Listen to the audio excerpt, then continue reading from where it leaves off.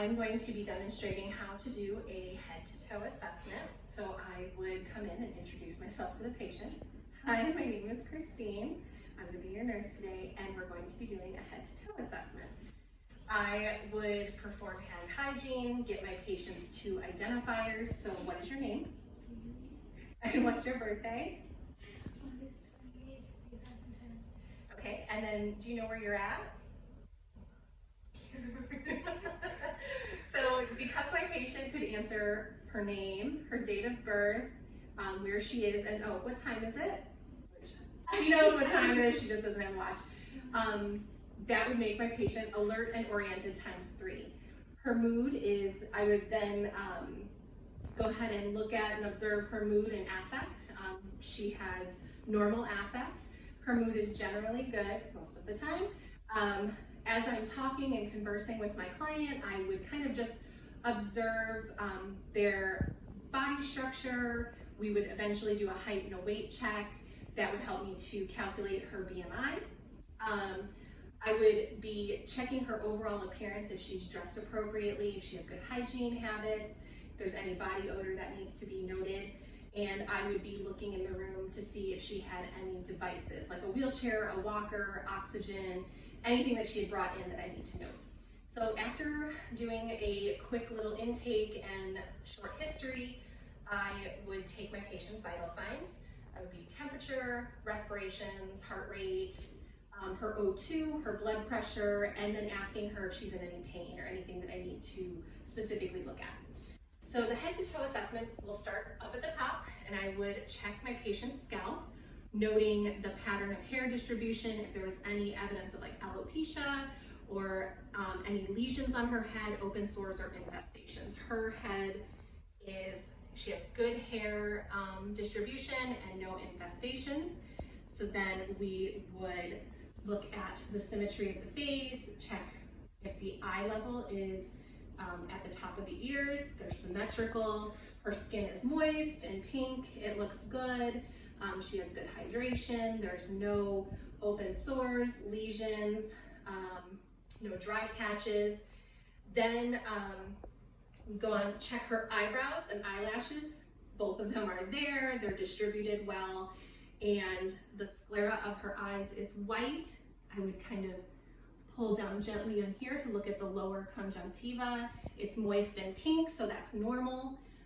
Then I can start doing some of my checks. So cranial nerve 3 would be with my pen light to see if her pupils were reactive. I'm not gonna actually shine the light in her face because it makes her laugh, but do a quick little kind of that. I did it earlier, her pupils were reactive. I would have her look at something that's far away, and then look at something near to see that the pupils react and have good accommodation to far and near. Then we would move on to cranial nerves 4 and 6. So I would have her look at this, look at my pen light. Do not move your head, only move your eyes and follow my pen light. Watch her eyes as she tracks the pen light correctly without moving her head. You would go through the 6 different fields of gaze, so up and down, and then the diagonals, and her eyes could track appropriately. So that means that cranial nerves 3, 4, and 6 are intact. So then I could move on to cranial nerve 5, and I would have my patient clench her jaw, bite down hard. I could feel right here, and then cranial nerve 5. Oh, then I could do, close your eyes, and tell me when you feel this. So she can feel the light touch on her forehead. That means that cranial nerve 5 is intact. At the same time that I'm checking those cranial nerves, I'm again kind of looking over her face and just assessing her skin quality. Cranial nerve 7, which is the facial nerve. Can you smile for me? Frown. Puff your cheeks, and try not to make the faces with them because I have a really hard time doing that. Puff your cheeks out. And can you, okay, so if they're able to kind of follow all of those directions, then cranial nerve 7 is intact also. Then we would move on to looking at the ears. So you look at the ear, just make sure they're both symmetrical, nothing is red, there's no open sores, wounds, lesions, anything like that, you can massage the pinna and the tragus to see if there's any sensitivity or pain. Any pain when I do that? No. You can make sure that there's no excessive amounts of cerumen there. If there is, you can get it cleaned out. If appropriate, then you can use the otoscope to look inside and look at the ear canal to check the tympanic membrane and make sure there's no infection present. Let's see. Then we would move on to the nose. So you just look at the nose, make sure it's symmetrical on the face, that the septum is on the midline of the face. You take your pen light, you can kind of like look up in there, see if there's any inflammation, redness, lesions in any of the membranes. Her nose doesn't have any discharge right now, but if there is discharge, you would note the color and consistency of that.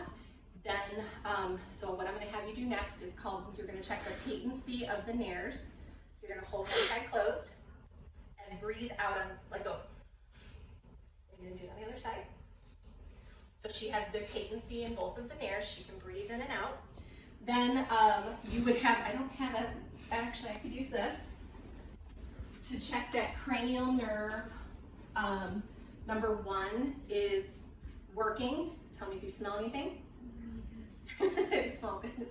And as long as, so you can use something like an essential oil, lemon, vanilla, some kind of like a Vicks or a mentholated thing. Just don't let them breathe in too deeply. And as long as they can smell it, that means cranial nerve 1 is working. So next we would go on to the mouth. So go ahead and open your mouth for me. You're just checking to see that all the membranes are pink and moist. There's no obvious dental like decay or open sores in the mouth. Go ahead and say ah. Stick your tongue out for me, say ah. Say ah.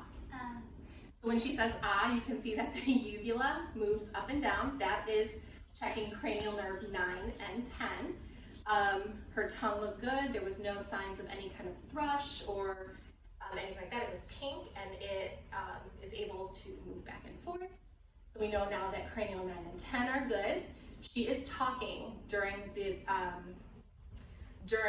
my assessment. So because she's talking and conversing with me, I can assume that cranial nerve 12 is also intact. So then from there, we would move on to the neck. And for the neck, you're just kind of looking to make sure everything, all the skin looks good. You can palpate for her carotid pulse, which would be right about here. I can feel it. It's regular rhythm.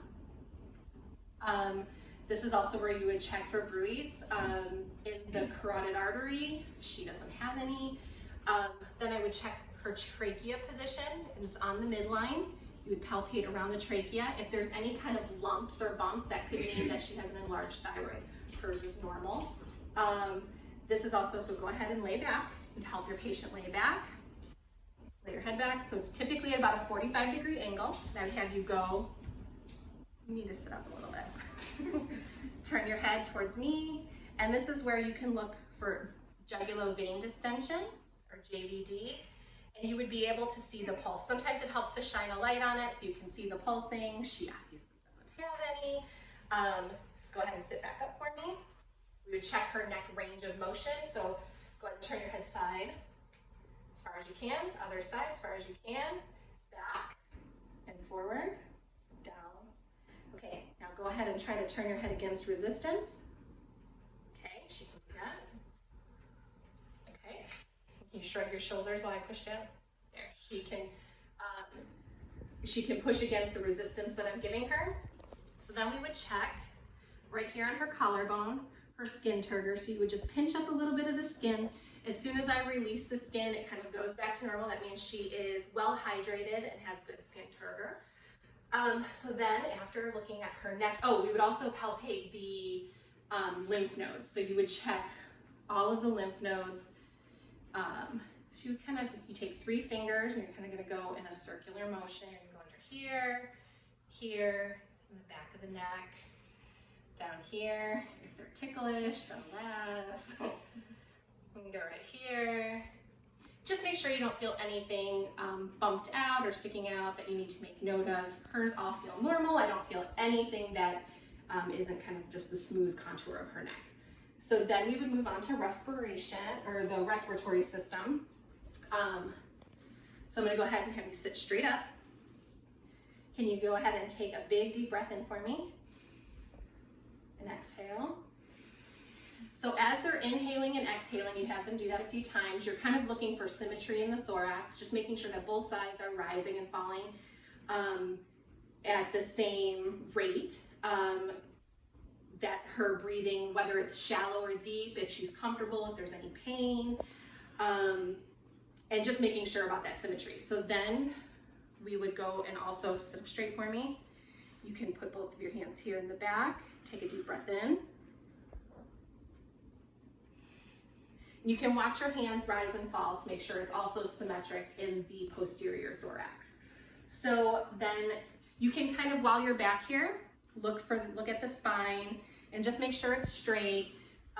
In her case, I happen to know she does have slight lordosis, which is sway back. It's just a habit she has that she hasn't corrected yet. She's been told that by a few different doctors.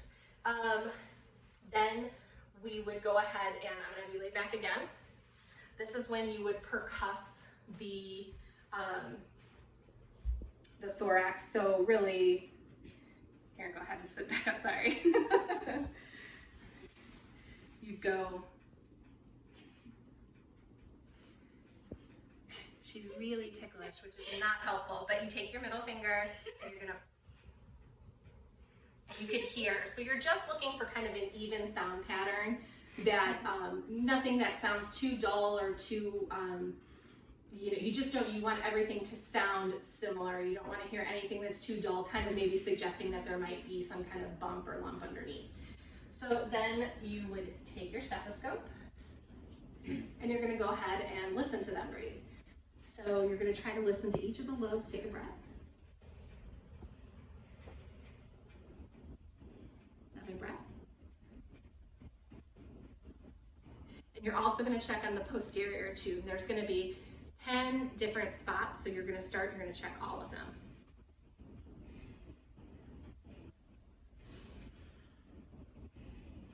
So as you go all the way down, keep sitting up, there's going to be like 2, 4, 6, 8, 10.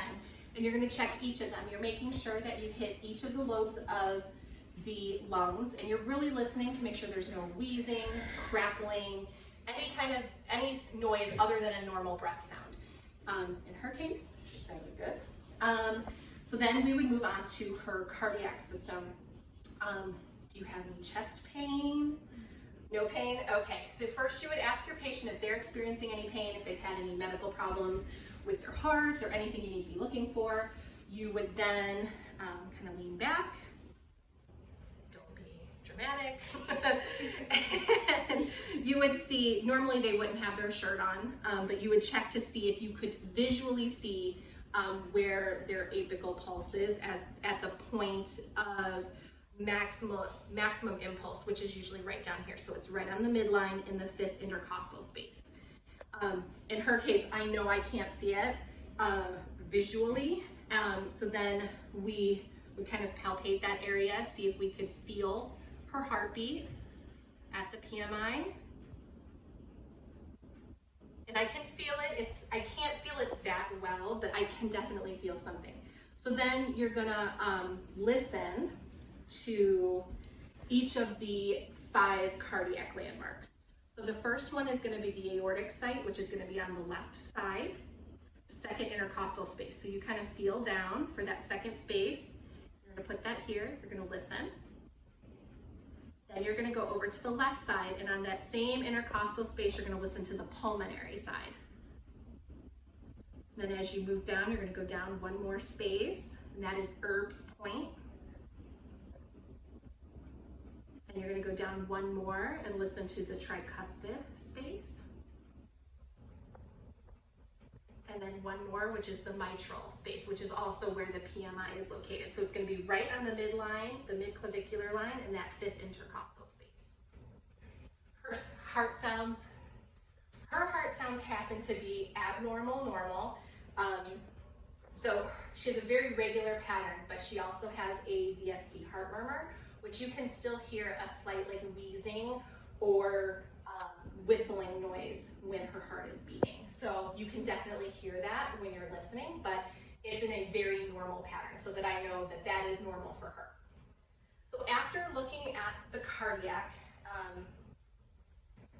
system, then go ahead and put your legs straight out. I'm just gonna lift this like this. We're gonna check her abdominal area. Can you lay a little more flat for me? Now the important thing for the abdominal area is that you're gonna look from two angles. You're gonna look from like down by their feet and also up here. You're looking to make sure that the curvature is symmetrical, that there's no lumps or bumps that are protruding from the abdomen, and just that there's no weird venous patterns or anything like that. So typically this is when you would ask your patient about any bowel movement issues, when their last bowel movement was, if they're regular, if they have any pain when they urinate, things like that. I'm not going to ask that because she will just laugh and giggle because that's who she is. Then next, so the bowel goes a little differently. The last thing you're going to do is palpate. So first you're going to observe, then you're going to listen or auscultate, and you are going to start with the right upper quadrant. You're just going to listen for bowel sounds. And I actually can already hear one because she has completely normal bowels, and you're going to move to the lower quadrant.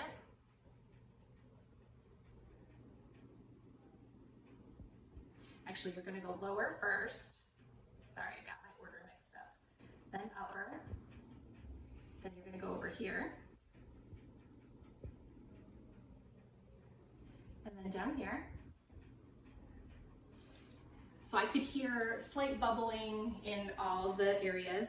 Then you're going to percuss the abdomen. So you take your finger and you're just going to make sure that in all of the quadrants you have a nice tympanic sound. So it sounds more like a drum. That's typically because there's kind of gas in the stomach.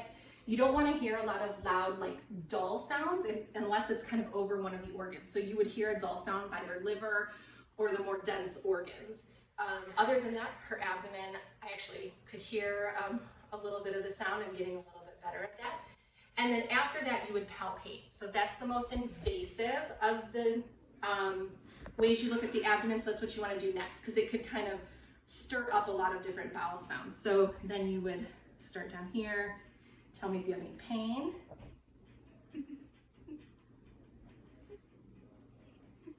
Any pain? No? And her abdomen feels soft, there's no firmness, there's no lumps or bumps. This is also when you would check for hernias.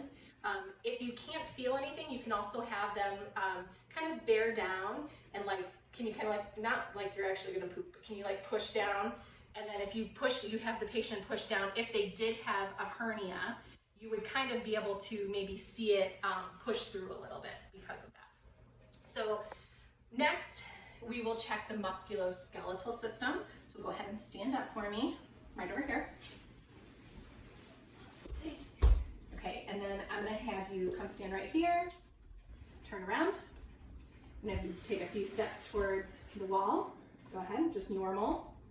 And while they're doing that, you're gonna be checking, okay, go towards the wall and then come back.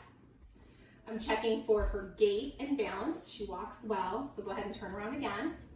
And then after that, go ahead and walk on can you walk like this, so one foot in front of the other. Okay, so you walk, okay, turn around, come heel to toe back to me. Heel to toe. They would walk heel to toe if they were listening. So basically that's checking their balance and coordination. You can also have them walk on their tiptoes or their heels. It's not as typical, but you can have them also do that. Then you would do the Romberg test. So go ahead and close your eye, or look at me, and the nurse puts her hands here. Close your eyes. And you basically stand like this for about 20 to 30 seconds, and you just check and make sure that they have good balance with their eyes closed. A little bit of mild touching against, because sometimes they'll sway just a little bit, but you just don't want them to fall over. So if they touch your hands once or twice, that's okay and it's normal. You just don't want them like literally falling over into your arms. So yours is fine. So then as you're kind of checking over the systems, you can be looking for any kind of edema anywhere on their body, but particularly with the musculoskeletal system, you're going to be looking at their joints. So like their wrists, their elbows, this. You're going to check range of motion. So can you go ahead and like reach up, okay, down. And then you would do range of motion exercises on their legs, their hips, their knee. I am too far into this to stop now. And check their ankles. You would make sure there's no edema, that there is no redness or pain, crunching or grinding. You would check the patient's distribution of body hair, make sure that that is normal also. Another thing you would check is, let me see your finger. You go ahead and you're going to check their capillary refill. So you're going to squeeze, and hers refilled within 2 seconds. That's just the color goes back into, that just shows she has good capillary refill. Check your body hair. Her body in general doesn't have any lesions, scars, or excessive bruising. Those are all things that you would note.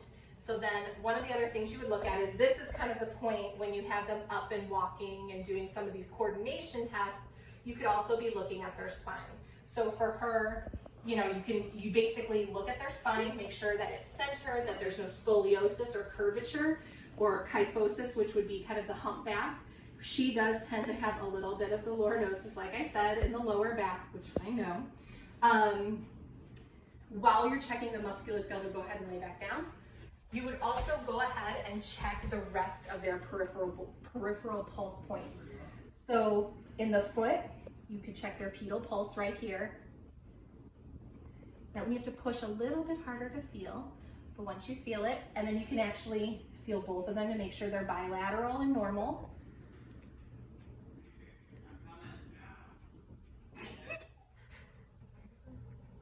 And hers are both equal and normal. If you cannot feel that pulse, you can move up and you can check the pulse right here on the midline of the ankle.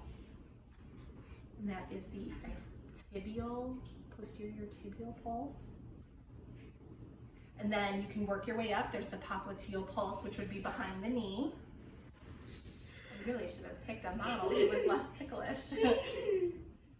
Probably the most invasive of the peripheral pulses would be the femoral pulse, so that's going to be right in the groin area, and you're going to push down, and you could get that one if you needed to. There's the radial pulse, the brachial pulse, which you would feel for when you took their blood pressure, and then of course the carotid pulse. Her pulse was present in her foot, in the pedal pulse, so I know if I can feel her pulse down here, I'm going to be able to feel the pulse in all of the other ones, because this is the farthest from the heart. So kind of the last things you would really be doing is noting any pain they have in the musculoskeletal areas.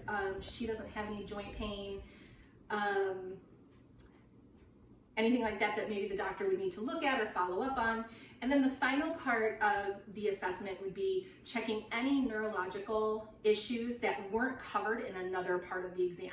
So a lot of the neurological things are actually covered when you're looking at different areas. So neurologically, you could, if you needed to, you could do the Glasgow Coma Scale, which she's clearly not in a coma, but it gives kind of a range from typical, active, normal readings to being completely non-reactive.